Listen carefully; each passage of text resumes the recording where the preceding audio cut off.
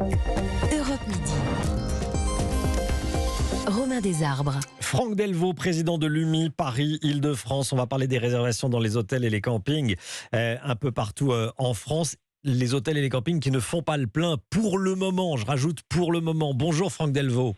Bonjour. Merci d'être avec nous. Les Français qui voulaient partir à l'hôtel, au camping pendant les vacances de la Toussaint, n'ont pas réservé. Pourquoi ? Parce qu'ils ont peur de rester bloqués dans leur lieu de vacances à cause de la pénurie d'essence. Non, c'est ça ? C'est comme ça que vous l'expliquez, cette faiblesse des réservations ? Oui, tout à fait, c'est ce qu'on constate, quoi. On voit qu'il y a quand même environ 30% d'annulations, notamment dans les destinations où il faut se rendre en voiture. Et puis, il y a une baisse très nette des réservations, où on voit très bien que les Français attendent de voir est-ce qu'il y aura de l'essence, est-ce que non seulement ils vont pouvoir aller sur leur lieu de vacances, mais aussi revenir. Donc là, on voit qu'il y a un arbitrage et ils sont en position d'attente. Oui, c'est ça, en position d'attente. Toutes les régions sont concernées ? Oui, on peut dire que l'ensemble des régions sont concernées. Alors, on constate quand même que là où il y a un TGV, enfin un train qui s'arrête dans la ville, c'est moins touché. Mais les destinations où il faut aller, où il n'y a pas de TGV, où c'est plus compliqué, où le lieu de vacances est éloigné de la gare TGV, là c'est plus touché, effectivement. Oui, c'est ça. C'est dû aux grèves et à la pénurie d'essence ou également aux questions de pouvoir d'achat ? Ah non, là c'est essentiellement dû aux grèves et les pénuries d'essence. Oui. On le voit très bien. On a même ce phénomène à Paris. Bon, Paris, on est la région la plus impactée par les pénuries d'essence. Oui, on est toujours pratiquement à 40% de pénurie et très compliqué de trouver du sans-plomb à Paris.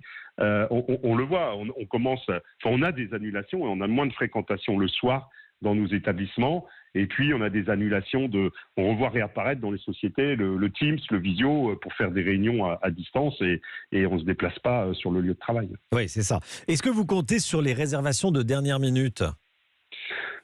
Oui, c'est-à-dire que si la situation s'améliore dans les jours à venir et si on voit les stations ouvertes et sans pénurie, oui, les Français, je pense, partiront. Alors, ils partiront au dernier moment.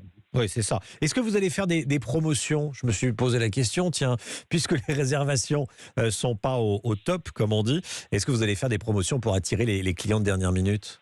Vous savez, je regardais là, avant de prendre la parole, ça fait quand même 4 ans que notre profession, rappelons-nous, on a eu les gilets jaunes, les grèves SNCF. Ah, vous avez Covid. été servi ces dernières années, ça comme on dit. La guerre en Ukraine, les pénuries d'essence maintenant, donc le PGE, on attend toujours, l'État nous a toujours pas répondu sur le décalage à 10 ans du prêt garanti par l'État, donc Oui. pas sûr qu'on fasse beaucoup de promotions. Bon, pas sûr. Bon, en tout cas, ceux qui veulent réserver dans les hôtels, il y a de la place. Il y a de la place. Et puis, pour ceux qui resteront à Paris, il y a plein de choses à visiter à Paris. Donc, ça peut être bien aussi 3-4 jours pour revoir les monuments parisiens et aller au resto et pourquoi pas se faire aussi un hôtel sympa dans Paris. Voilà, vous plaidez pour votre cause. Vous avez raison, président de l'UMI Paris-Île-de-France. Voilà, c'est vrai que dans la capitale, on peut aller visiter et réviser ses classiques. Voilà, la Tour Eiffel, l'Arc de Triomphe, tout ça, les Champs-Élysées. Formidable. Merci beaucoup, Franck Delvaux. Merci d'être intervenu dans Europe Midi.